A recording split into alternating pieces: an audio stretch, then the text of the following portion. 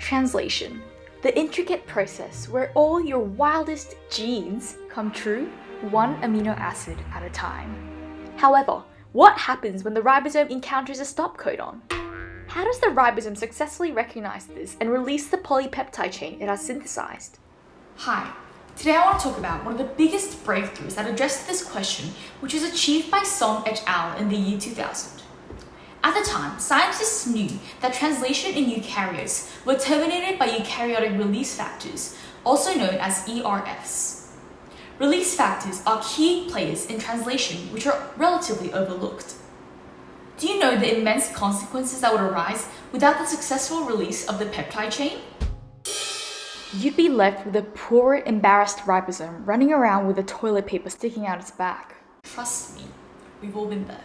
At that time, it was known that eRF1 was capable of recognizing all three stop codons UGA, UAG, and UAA, and that eRF3 was a non-essential GTPase that aided eRF1. However, the concise mechanism and the structure of these release factors remained unclear. To explore deeper into eRF1, Song's dream team used crystallography, which enables us to capture detailed three-dimensional images of tiny proteins like release factors. Let me show you what they found. Hey, eRF1, smile at the camera. The crystal structure revealed that the polypeptide chain of eRF1 is organized into three domains. The first domain was called the N domain, which stands for N-terminal, where scientists discovered a groove which contained the highly conserved NIX motif. Then going into the middle domain, called domain M, scientists found another highly conserved GGQ motif, which extended remotely from the rest of the molecule. The third domain, domain C, was proposed to be the region interacting with eRF3 based on previous studies. Song et al.'s investigation provided detailed insights into the role of these highly conserved GGQ and NIX motifs. Firstly, when Song conducted a targeted mutation of the GGQ motif on yeast eRF1, this led to a lethal phenotype, suggesting its critical role. A previous study had also discovered that mutating the eRF1 GGQ motif did not hinder its ability to recognize stop codons or bind to ribosomes. However, it could not catalyze peptidyl release. Hence, Song concluded that the GGQ motif was responsible for breaking the bond between the tRNA and the polypeptide chain. They discovered that tRNA and eRF1 molecules are both able to induce the breaking of this bond using basically identical reactions, except that tRNAs elongate the peptide chain, while eRF1's release it.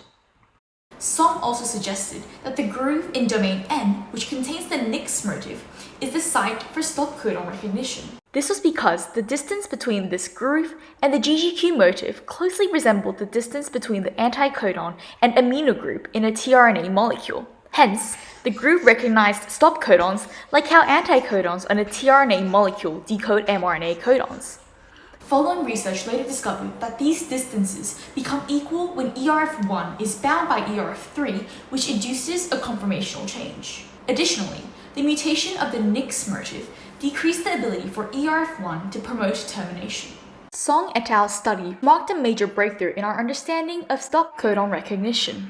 When the stop codon enters the A site, it is recognized by the eRF1, eRF3 GTP ternary complex. Initially, domain M of eRF1 is in close contact with eRF3, which stimulates the GTPase activity of eRF3. At this stage, the GGQ motif and the peptidyl transferase center of the ribosome are too far apart to catalyze the breaking of the bond.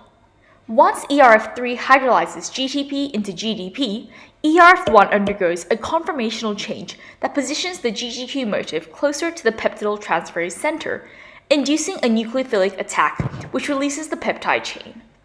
Once translation is terminated, an enzyme called ABCE1 comes along and dissociates the ribosome.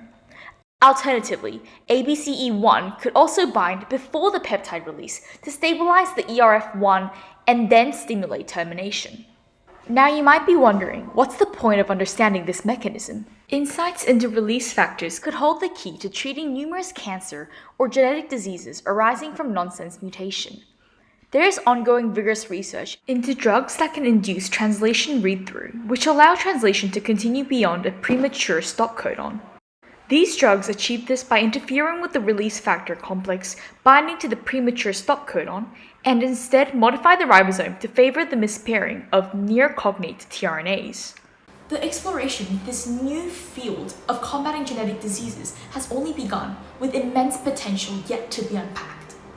I promise to keep you guys updated, but in the meantime, make sure to look out for my next video. See ya!